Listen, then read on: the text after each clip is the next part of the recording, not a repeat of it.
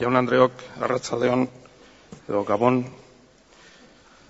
Oso zaila da Sylvia Earle bezalako pertsonaia baten ibilbidea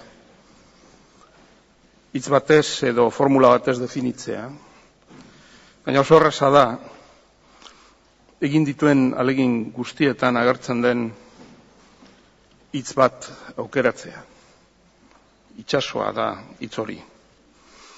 Itsasoa esploratzen eta itsas bizidun eta ekosistemak ikertzen jardun du 50 urtetan zehar. Ameriketako Estatu Batuetako Kongresuko liburutegiaren arabera, leyenda biziduna da Earle doktorea. Ikus dezagun zergaitik.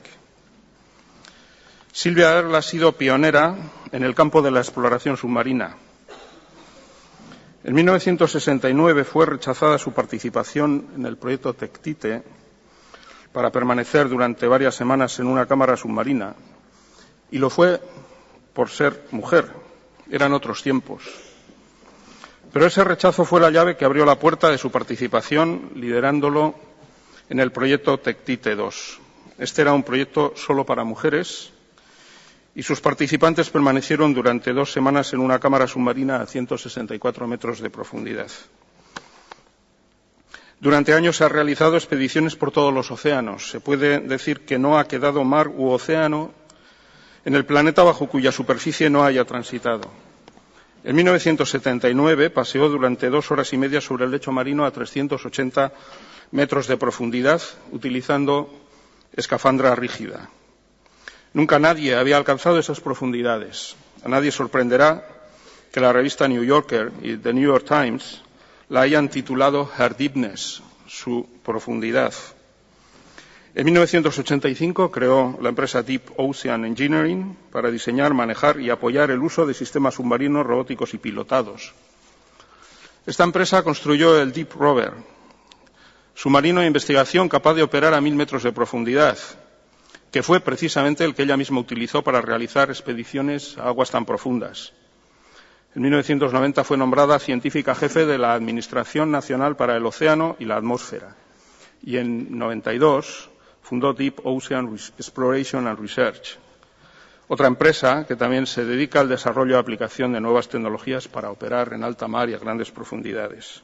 En la actualidad, además de presidir la empresa, es Explorer in Residence de la National Geographic Society.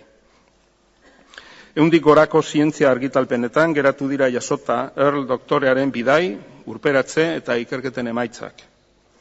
70etik gorako itsas espediziotako buru izan da eta 7.000 ordu, baino gehiago igaro du ur azpian.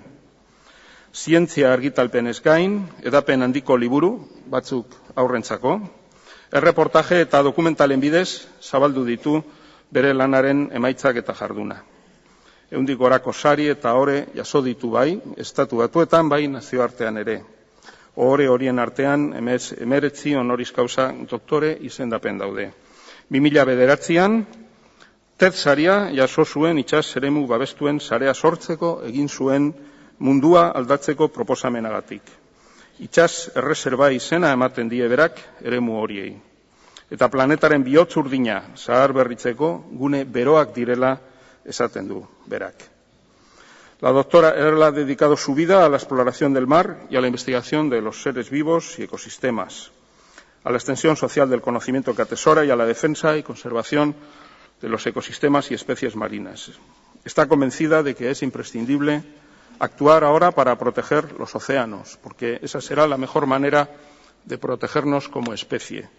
Y para alguien que, como quien les habla, dedicó 20 años de su vida profesional a la investigación de la biología de antozoos y bivalvos marinos, es un verdadero honor tener el privilegio de presentarle. Con ustedes, la doctora Sylvia Earle.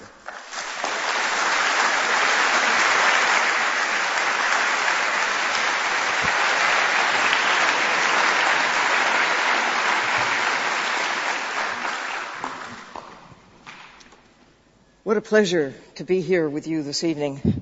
For me, it's rather daunting to be among all these Nobel Prize winners, all of these men, at 9:30 in the evening to begin a talk to you, with you, about exploring this piece of the universe, especially the blue part, perhaps the most neglected part of the planet.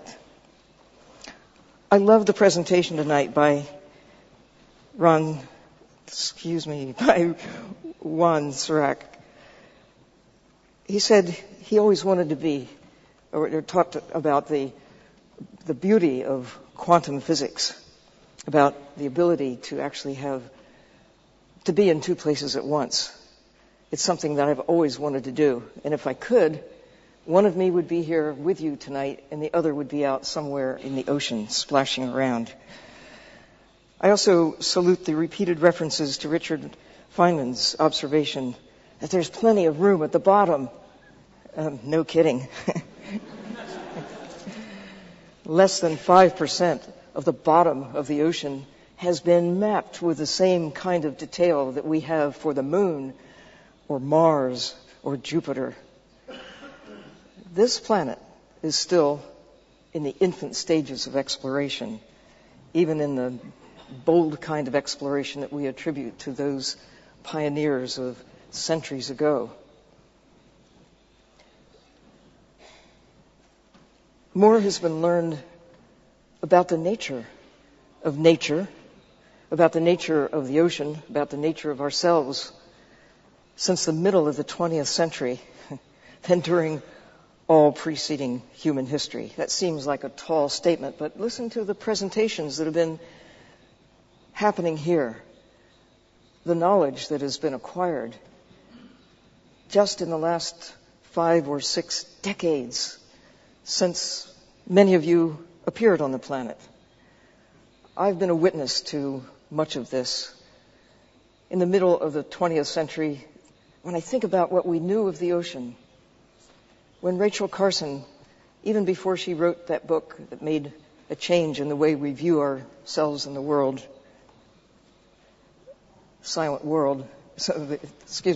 Spring, before Silent World, the other great silent book by Jacques Cousteau, we did not know, she did not know, Jacques Cousteau did not know that there were mountains down the Atlantic, Pacific, and Indian Oceans. The largest formation geologically on the planet in terms of big formations, the mountain chains. Their existence was imagined but not really understood, not really known until the latter part of the 20th century, or the fact that hydrothermal vents exist in the deep parts of the sea. We didn't know that there was life in the deepest part of the ocean until 1960, when 2 men actually went there for the first and only time, and nobody has been back since then. More people have been to the top of Mount Everest than there have been to the deepest part of the sea. I mean, hundreds of people have climbed the highest point of land, and only 2 have been to that deepest trench in the ocean, 11 kilometers down. More people have been on the moon. 12 men have put their footprints on the moon. We probably live in perhaps the most interesting, exciting time in all of history, because for the first time we have the capacity to understand what none of our predecessors could. Not just to make these fantastic new discoveries about medicine, about physics, about chemistry, about our health, about solutions to our problems, but for the first time we're able to see that we have the power to change the nature, of the world. It seems like a staggering thought, but when I was a child, the ocean seemed so big, so vast, that there was nothing we could do to change it. It seemed that we just didn't have the capacity to alter the climate or weather. Now we know that through burning fossil fuels, putting carbon dioxide into the atmosphere, we're driving changes of a geological timescale. Yes, there have been changes in the past. When you go back to the 4.5 billion year history of Earth, there have been lots of changes. The atmosphere alone is one shining example of how much change has taken place over time.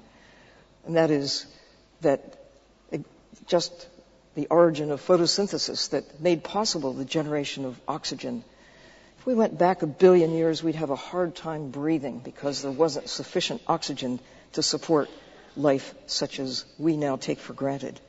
Go back even 500 million years. It was such a different place. Multicellular life was just getting up and running at that point. Not even running, swimming, mostly. In our time, our ability to alter on a geological time scale the nature of things that we thought once were not possible is what I really want to talk about tonight, and talk about how probably in the next 10 years we have an opportunity to make a difference, either through what we do or what we choose not to do, to shape the next 10,000 years. We have that kind of power, but it all is based on knowing, on knowledge. And we're the only creatures on the planet who have that power. That's not to say that there aren't other forms of intelligence out there. I have cats and dogs. I know they're intelligent. Horses certainly are. Dolphins, whales. They don't have the capacity, however, to know what we know or know why the world is changing the way it is. And they certainly do not know what to do about it. That's why when I tell kids who are really concerned about the future, they see all these problems. They see wars. They see famine. They see the health problems. They see a dim future because of the way we're changing the world. When I arrived, there were only 2 billion people. I have watched our numbers swell more than 3 times. But the planet has stayed the same size. And the capacity of the planet to support us and all that we care about doesn't grow either. The time has come for us to understand that we've got to make do with what's here. With our good minds, we can figure out how to carve out an enduring place for ourselves within the natural systems that support us. We didn't know that when I was a child. We didn't know it even far into the 20th century. But now we're beginning to get the awareness that we have to take care of the natural systems that keep us alive. This is our spacecraft. In all of the universe, there's no other place like home, this home. And it's in danger. I have no hesitation about saying that. Well, I do hesitate saying that in terms of the planet being in danger. The planet has endured many changes beyond what we are doing to the planet. But what is of concern is, what about us? Our future? All the things we care about, our economy, our health, our art, our music, our very lives. That's what's at risk because of our power to alter what keeps us alive. And we are in the process of doing it. So, I showed this picture at a talk I gave at the World Bank 2 years ago. And as I came up to the stage, it just occurred to me, looking at that beautiful blue image, there it is. That's it. The World Bank. We've been drawing down the assets through all of our history. In my lifetime, actually in just since the middle of the 20th century, since the 1950s, even the 1960s, we managed to draw down the wild fish in the sea by on the order of 90% of many of the species that we love to eat. We've seen a loss of the natural forests. We have seen, just since 1950, a loss of 40% of the plankton in the ocean. How do you like to breathe? Because 90%, actually on the order of 70% of the oxygen that occurs in the atmosphere comes from the photosynthetic organisms in the sea. Yes, the forests count. All photosynthetic organisms count in terms of generating oxygen and grabbing carbon and maintaining the chemistry of the planet in a way that is suitable for the likes of us. But that is now at risk owing to changes that we are causing to this little blue speck in space. I wanted to share, and I'd like to share with you right now, just a brief film clip of your backyard, the Mediterranean Sea, that you can find if you go to the ocean in Google Earth, something that did not exist 3 years ago. But I attended a conference in Spain, in Barcelona actually, where I gave a talk to an audience about like this. I had 15 minutes to say why the ocean matters. I'll take a few more minutes than that, but not much tonight, to say why I think the ocean matters. In the front row was a gentleman for whom I've gained great respect. He's the individual who was at the head of a company that was acquired by Google, that you may know now as Google Earth. In a laptop, even on your iPhone, you can find Google Earth and fly around and do what I could do 3 years ago. You can see your backyard. You can see your neighbor's backyard. You can go find a coffee shop. You can go find a vineyard. You can fly through many parts of the land. But one thing you could not do in 2006 was dive into the ocean. In fact, you couldn't see that there were mountains under the ocean or know what kinds of creatures lived there. And I said that when I climbed up on the stage and looked at John Hankey. I said, thank you for making possible this wonderful gift. You can hold the world in your arms and turn it around and see all these things, but something's missing, the blue part. I said, in fact, that you should call Google Earth Google Dirt, because what was done with the land was great, but the ocean was somehow missing. Well, it's not missing anymore. Google went to work, and now not only can you fly down and see the mountains, dive underwater, but there are little clips that are embedded. And this one I want to show you. If I can make this work. I might need some help from my engineer in the back to get to where the video is. Okay.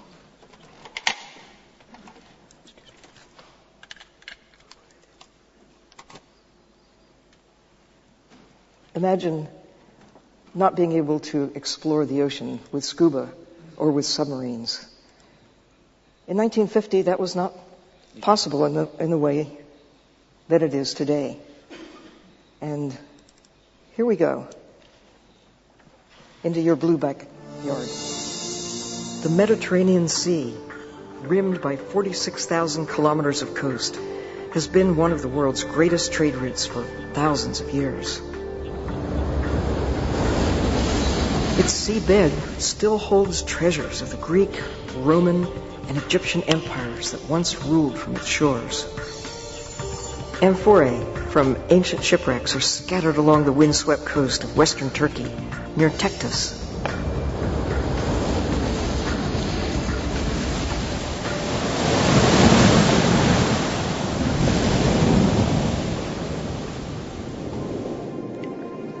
About 80 kilometers northwest of Sicily, the waters hold a bank of 8 shipwrecks, some dating back to the Roman Empire.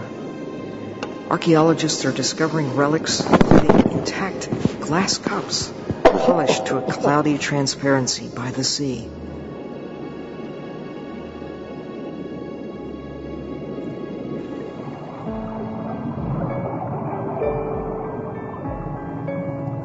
As a young man, Jacques Cousteau fell in love with the Mediterranean Sea, diving among the coral reefs, finding creatures like the picky nudibranch that has a taste for only one species of sponge, the fireworm, whose white hairs can deliver a painful burn, and the green algae that turns silver when it dies. The creatures fascinated him, from the artfully camouflaged Scorpina rockfish to sea urchins with their voracious appetite for algae. These waters led Cousteau to develop the aqualung, which he said made it possible to hang, attached to nothing, a dream. I often had visions of flying by extending my arms as wings. Now I flew without wings.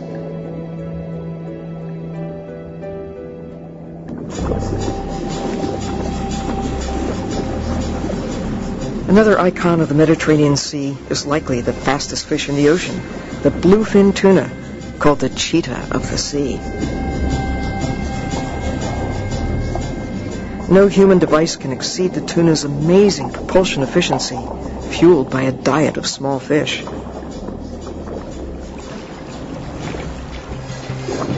But even a racing bluefin cannot escape the hooks and nets of commercial fishing aimed at satisfying the global luxury market for tuna. Seared, baked, broiled, and raw as sushi and sashimi.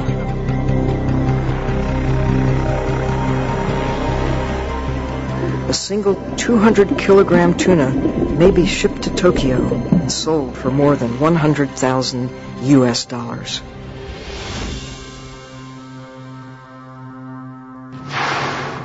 The tunas are not alone among the sea's endangered species.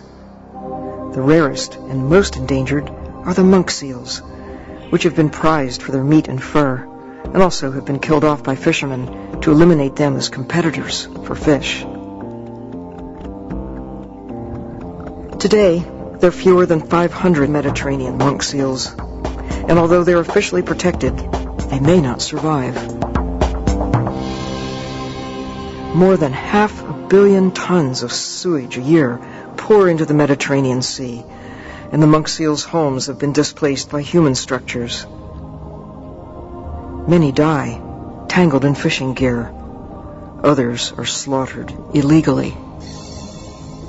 As more people come to know about the ocean and take action to care for it, there's hope that the Mediterranean will be more than just a sea of legends.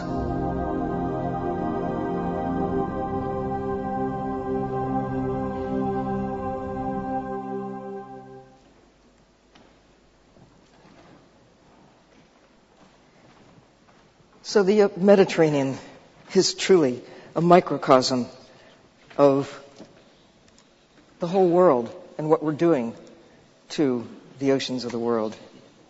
Go here? No. Here we go. Back to the world. All right, thank you. For the first time, we're able to see the whole world. And as we've seen in the many presentations that have been conducted yesterday and today, this is perhaps the most important time in history, because for the first time we're beginning to pull things together in ways that we couldn't imagine even 20 years ago. It's hard to imagine what it's going to be like 20 years from now, as new knowledge about the way the world works are placed in the greater scheme of things. If we can act on what we now do know to keep our options open. I've had the great joy, I hope all of you have as well, of looking at the planet from the inside out.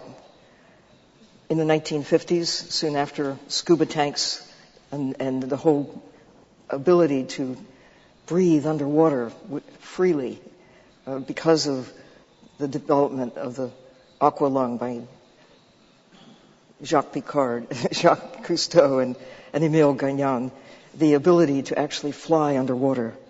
My mother waited until she was 81 and then said to not wait until you are 81. And if you are, don't wait any longer, because the ocean is there for you to explore. I've had the fun of actually living underwater on 9 different occasions. The joy is not being locked into a structure such as this. This is the Aquarius Underwater Laboratory that is still functioning in the Florida Keys, where aquanauts can go and stay for days and even weeks at a time. It's the ability to swim out and be in the ocean day and night and get acquainted with the creatures that are there. About 20 years ago, I had a chance to actually walk on the ocean floor using this. It's a submarine that looks like an astronaut's suit, but it's a submarine that you can wear. It's one atmosphere. You don't have to breathe compressed air, and therefore you don't have any decompression. I was able to go to 400 meters and see for the first time creatures that before I had only seen in nets. And this little submarine, newly developed in just recent times, a one-person system that is so simple to operate that even a scientist can drive it. I'm living proof. This little submarine, not so little compared to the one you just saw, but is able to take 3 people. It's one of a small fleet of submersibles that can go to as much as half the ocean's depth, to go to 6,000 meters. Right now, there is no submersible that is able to go to full ocean depth, to 11 kilometers, 11,000 meters. Someday, perhaps within the next 10 years, it will be possible to do so. I long for the day that there will be a Hertz rent-a-sub, so that anybody who wants to travel not just up in the sky, not just across the land, but to go down into the ocean and explore for yourself what it's like out there. This is a submarine that has been operating recently in Lake Baikal. I was there in August. I had a chance to go to the bottom of Lake Baikal. It's the deepest, the oldest, 25 million years old, the largest freshwater lake on the planet. And now it is somewhat better explored because of the use of the Mir subs, these 2 Russian subs that have been operating there for 2 years. Actually he's now not president, but Vladimir Putin actually took the submarine for a spin to the deepest part of Lake Baikal last year. Another little submarine, this one that has the ability to be like a bubble. You can look and see all around. This one, about a year ago, I was in Costa Rica, the little offshore island group known as the Cocos Islands. It's wonderful to be able to dive into the sea, to go more than 1,000 feet below the surface. Even in midday, it is like midnight, 1,000 feet, 400, 500 meters beneath the surface of the ocean. Or, in this case, offshore, out in the open sea, but near this little group of islands that recently have been acknowledged to be of such importance that the Costa Rican government has given protection to them, protection similar to the kind of protection that is afforded to places on the land. It is a marine sanctuary. At least some of the waters around these islands are so protected that even the fish are safe. In the whole world, less than 1% of the ocean provides sanctuary, provides havens for fish. That means that more than 99% of the ocean is open for us to exploit the creatures who live there. We as predators, we as hunters, we as hunter-gatherers taking wildlife from the sea in the same way that our long ago ancestors used to provide food for themselves from the land. Before we had choices, before agriculture, people everywhere on the planet, those that did exist, the small numbers relative to what we have today, fed themselves by taking from the natural wild creatures, plants and animals. Today, for the most part, we are taking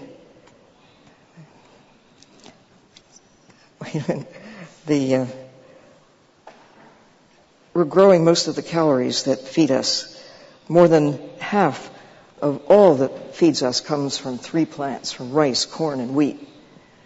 A relatively small part of what keeps human beings alive come from wildlife from the land. But we're taking on the order of 100 million tons of wildlife from the sea every year. Not all of it is consumed directly. Some of it goes to feed the animals that we grow. But in addition, much of it is simply caught and wasted, so-called bycatch. In the time that I've had to explore the ocean, I've come to see the wildlife that is there with different eyes, with a different way of viewing them. Not just to see a big grouper of this sort and think, lemon slices and butter, or garlic and whatever, but to see a fellow creature with so many aspects that I can appreciate and learn to care about as a living creature rather than just something to eat. I suppose, again, our long ago ancestors would mostly look at wild birds and think, delicious.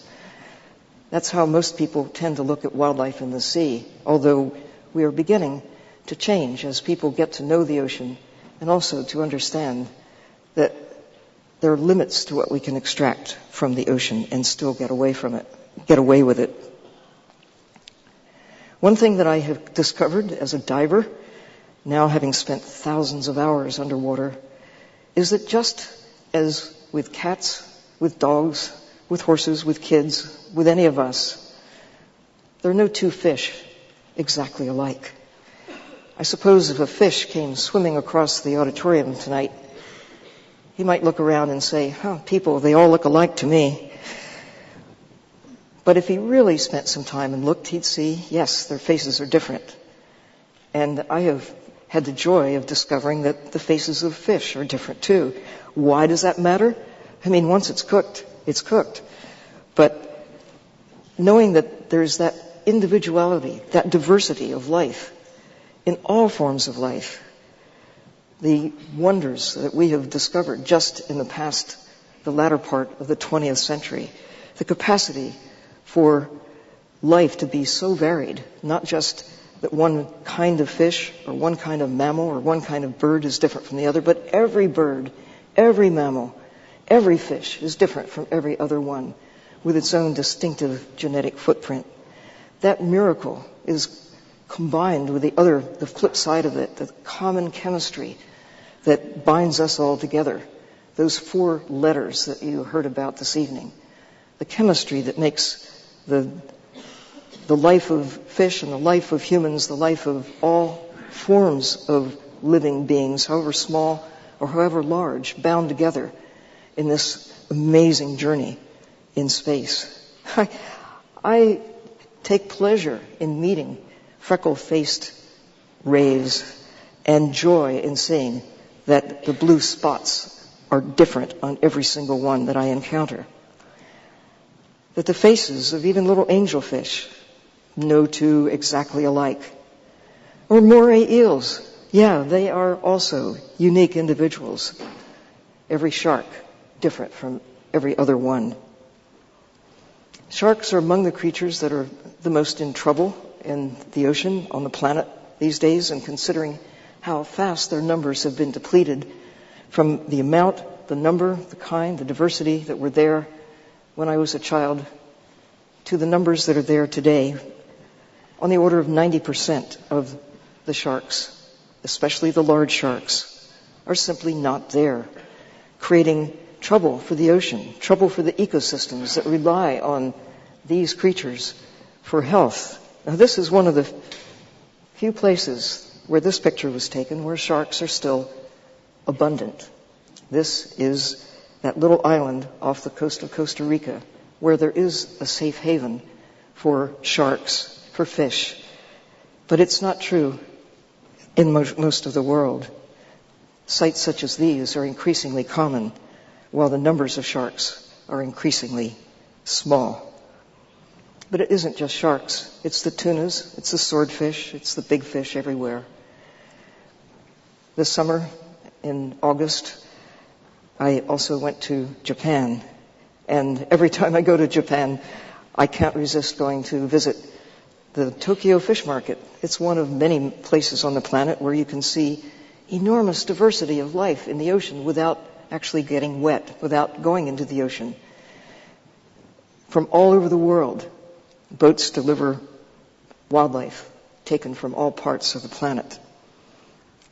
Many species have been discovered there by the scientists who study fish and lobsters and shrimp and squid and octopus and the other forms of life. They only know them from the Tokyo Fish Market. They've never found them in the ocean. They go shopping for new species in the Tokyo Fish Market. I see creatures such as this with their luminous eyes, creatures that have been taken from the deep sea, where the eye structure of creatures is really tuned to capture small amounts of light. It seems somehow wrong to think that the highest and best use of a creature of this sort is simply to treat it as a piece of meat when there's so much to learn from how does it see under light conditions that we, with our eyes, can't possibly imagine. They have the capacity to gather small amounts of light, magnify it, and see where they're going, like having night vision goggles, only more so, to be able to make their way through an otherwise dark world. Dark except for the presence of luminous creatures that flash, sparkle, and glow with their own living light, firefly kind of light. Eyes such as this pick up on those minute specks of blue-green light. But our attitude about the ocean presently is not so much one of respect or of curiosity about the eyes of deep-sea creatures or the way of life. Our principal attention to the ocean today is either what can we put into it and therefore seem to get rid of it, or what can we take out of it?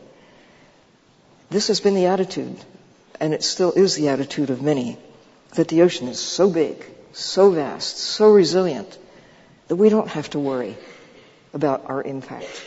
We can put into the ocean nuclear submarines, domestic waste. We can put anything into the ocean that we don't want in our own close backyard, not realizing that the ocean is the backyard of all of us. Methods such as you see here, using a trawl, a dragger that scrapes the ocean floor, like a bulldozer, taking everything, but only a few things maintained or kept, the rest simply destroyed. In the process of taking creatures from the deep sea off New Zealand and in parts of the Atlantic as well, deep sea corals that are thousands of years old are destroyed in the process of catching the fish that live thousands of feet below. It's only since in the last few decades that we have had the capacity to access the deep sea with methods such as this. Technologies actually developed for war have been applied to, in a sense, wage war on creatures in the sea, taking more than the ocean can possibly sustain.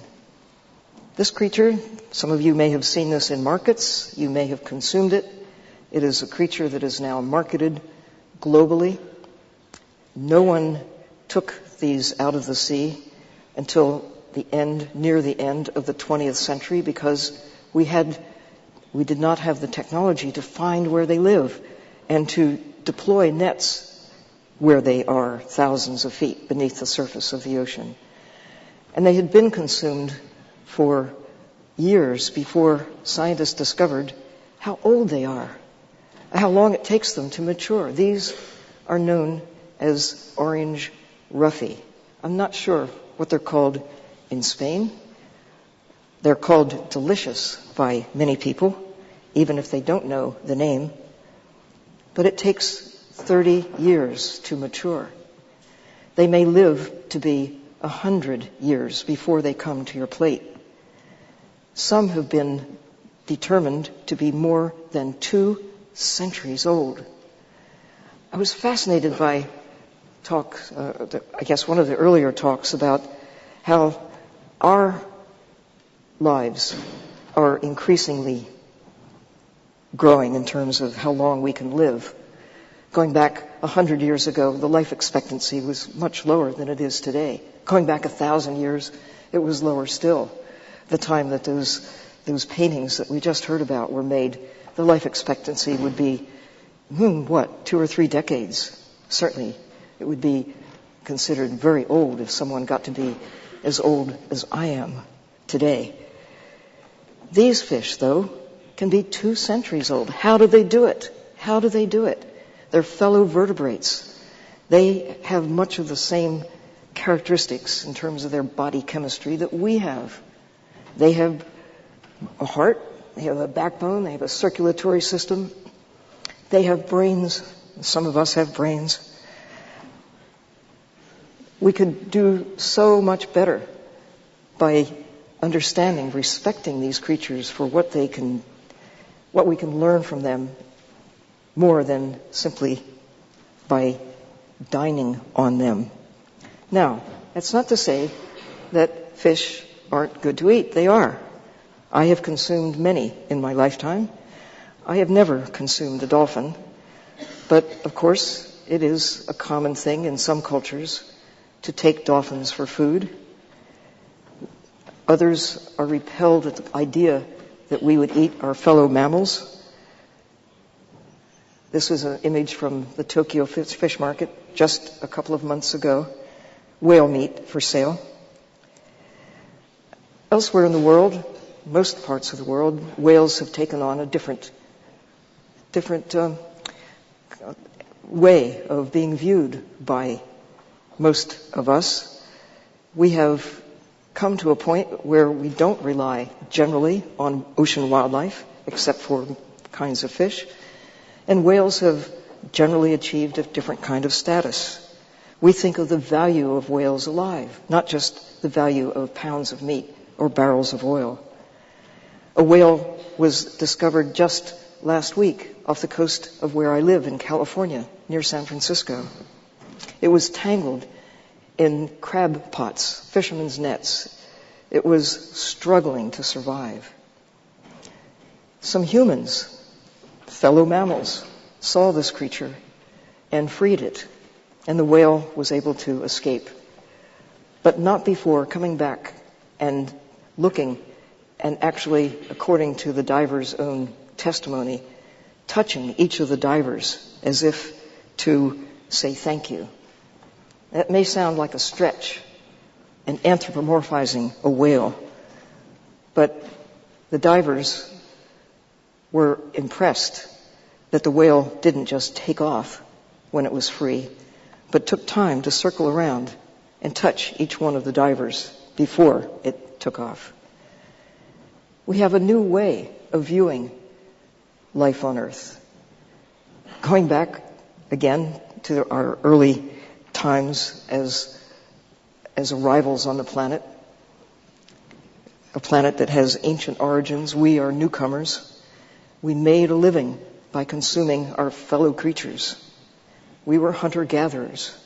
Today, for the most part, we have to cultivate what we consume. And we have to be smarter because there are now a lot more of us. The drain on the planet's assets increasingly are going in our direction, whether it's the sunlight or whether it's the wildlife, whether it's space, water, whatever it is. We have a disproportionate draw on the planet's assets. And it's only now that we're beginning to understand that things are out of kilter, that our lives are really closely tied to maintaining the integrity of the natural systems, land, air, ocean, and all of the living mantle of life that makes the planet work. But we're not presently tuned in to some of what is happening. When we are, when we know, when we understand, we can make different decisions. The key, as this whole conference is focused on, the key is knowing. With knowing comes caring, and caring leads to the hope that we will find a way to carve out a place for ourselves within the natural systems that have taken these 4.5 billion years to put into a condition that suits us. And in just a few decades, we have managed to trash this blue planet in ways that really put us at risk. The good news is it's not irreversible. Changes, we can't go back to the way the world was 1,000 years ago, 500, or even 50 years ago, or even 5 years ago. We can only go forward, but we go forward armed with what we know. We now know it wasn't such a good idea to use the ocean as a garbage dump, because it's coming back to haunt us. It's not just about a problem for turtles that get tangled. This is a good news story, actually, because this turtle was found and cut loose and I hope is out there swimming today. This is another good news story. Volunteers, kids, taking their vacation time, going out to work with those in the Northwest Hawaiian Islands, a place that has now been established as another safe haven for ocean wildlife. removing these derelict nets from the sea and putting them in safe places.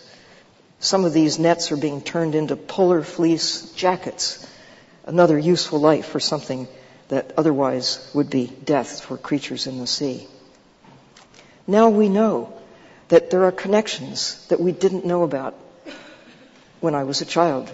We didn't have satellites up in the sky looking down and seeing how the sands of Africa can blow across the Atlantic and wind up in my backyard in California. How the currents in the sea below connect the whole world. And what we put in one part of it winds up ultimately in the rest. Or what we put into the sky in terms of the carbon dioxide that is driving this planetary change. Our demand for energy, now fueled by forests and ocean creatures that lived millions of years ago, burning through the assets in a matter of a few decades, with changes that will haunt us for the rest of human civilization. We have an opportunity on our watch during our time, mostly in the next 10 years, to make a difference through choices that are available to us now that will be lost in another generation. So, another glimpse of the present with ramifications far into the future. This is last April in the Gulf of Mexico with the oil rig that is now famous or infamous, the Deepwater Horizon that has caused such stress to what some refer to as America's Mediterranean, the Gulf of Mexico. 5 million barrels of oil spewed from this well that was difficult to bring under control. There are worries about what has happened to that 5 million barrels of oil. It did not do what some have suggested. It did not just go poof and disappear. Some did go into the atmosphere. Some did go to the marshes. The rest, the bulk of it, is out in the ocean, incorporated as a part of the system. The problem, some point fingers at the oil industry and say, it's your fault that we're in trouble, that the Gulf of Mexico had this big problem. But the truth is, we all have to look at ourselves and say, what choices can we make now that will take the pressure off of the sources of fossil fuel that now are driving this alarming change in the way the world works? Since the end of the height of the last ice age, the planet has been warming. That's a fact. That's documented. Going back to 18,000 years ago, sea level was much lower than it is today. And it has been rising gradually ever since. But gradually is the key. No one imagined that we could see the rise in sea level, the rise in temperature, the acidification of the ocean with such breathtaking speed that we are now witnessing. It's all happening on our watch, in our time. Now, 50 years ago, we didn't know. We couldn't know. We did not have the technology to give us the answers about these patterns that are now perfectly obvious. But we couldn't make decisions that were the right decisions because we were ignorant. We lacked the knowledge. We lacked the power to connect the dots, to see how all of the actions are influencing the way the world works, how losing 40% of the plankton in the ocean since 1950, half the coral reefs are either gone or they're in a state of great decline. 90% of the sharks gone, tuna's gone. Across the world, the signals are clear. The ocean is in trouble. The atmosphere is in trouble. The land is in trouble. Fresh water is in trouble. We are in trouble. So what are we going to do about it? We do have time. Not a lot. Not a lot. There still are polar bears. But if we keep on the way we're going right now, business as usual, it's not just bad news for polar bears or coral reefs. It's bad news for all of life on Earth as we know it. Microbes will get along just fine, no matter what. Microbes ruled the planet for at least 2 billion years. They still do. They're in our body. They are in our water. They're everywhere. They're in the air. We don't see them, but they make our lives possible. But we've developed a system. We had nothing to do with it. We inherited a system that works. But we have had a lot to do with unraveling the underpinnings of what makes our economy, our health, our security, but mostly our very lives possible. The reason I am an eternal optimist, have reasons for hope, is that we still have 10% of the sharks. They're not all gone. You still have monk seals in the Gulf of Mexico, in the Mediterranean. They're gone in the Gulf of Mexico. There's still some in the Hawaiian Islands. You still have a chance here to maintain the integrity of systems that aren't completely destroyed. You still have tuna fish, bluefins coming to the Mediterranean. But I guarantee if we don't change our ways with respect to how many we take, by the middle of the 21st century, people will be asking, why didn't you do something when you still had a chance? You knew. You could see the trends. Here's where they were. Here's where they were in the middle of the 20th century. Here's where they were at the beginning of the 20th century. What more evidence do you need that we have to change if we aren't to see them just disappear? It's all there for us to absorb and act on. When places in the ocean, just as places on the land, when they're protected, when we stop killing the wildlife, we stop cutting the trees, if there are sources of renewal for seeds to come in, for new plants to grow, for birds to fly in from adjacent areas to repopulate places that have been destroyed. In the ocean, if we do what some have done with about 1%, actually less than 1% of the ocean, but that small percent that is protected, safe havens for creatures in the sea, recovery can still happen. It isn't too late. And there is good news here in Spain. You have taken some actions. There are some protected areas in the coastal waters. We need to do much more if we are to see fishermen to have a future. I mean, the whole idea is pretty clear. If there are to be fishermen, there have to be fish. I mean, duh. And if we keep going the way we're going, fish are getting shorter and shorter in numbers, smaller and smaller, as a part of the ecosystems that keep us alive too. We need to protect big parts of the ocean so that the creatures that are so depleted have a chance of recovering, so that the systems upon which we are dependent, as well as those creatures in the sea, have a chance to rebound. I have 4 grandsons. I have 3 children, which is how I come to have grandsons. You have to have children first, and then you can get to having grandchildren. It's a good reason to have kids. I worry about them at the same time that I look at them and realize that, like the rest of us who are around on the planet right now, we're the luckiest generation ever to come along. Because we know we have the power of understanding. For the first time in all of human history, we have the capacity to see ourselves in perspective. We can get it before it's too late. We have the option of protecting that network of life that keeps us alive. Or we won't. It really is a choice. It really starts with knowing. And as I said in the beginning, we're the only creatures who have that power. I listened to Jane Goodall speak at a conference in Mexico last year. And she recognized and Some of the comments that you've been hearing so far at this conference bring it home that there are other creatures who share much of our chemistry, much of our DNA. Chimpanzees are only 2% different from human beings in terms of their genetic makeup.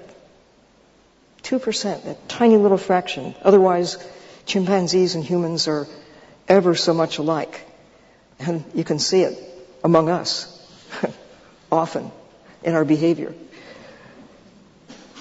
But chimpanzees and other creatures that are known to have intelligence don't gather in meetings such as this and don't ponder, where did we come from? Or maybe they do. We don't know. But we know that humans have these big questions. Where did we come from? Why are we here? Where are we going?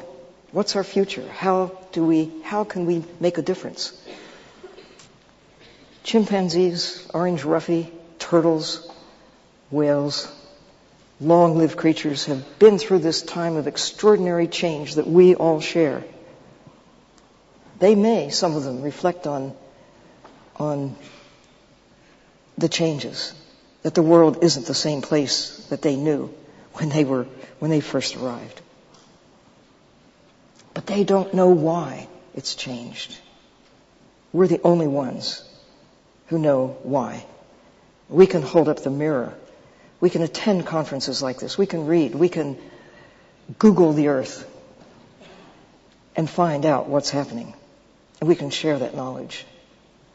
We're the only ones, not only who know why, we're the only ones who have a clue about what to do about it. We do have time, not a lot. I am so pleased to share just a little bit of time with you tonight and to thank you for all that you're doing to leave the world at least as good as you found it, so that those kids in the future will look back and say, thank you, instead of saying, why didn't you do something? Well, there still was time. Thank you.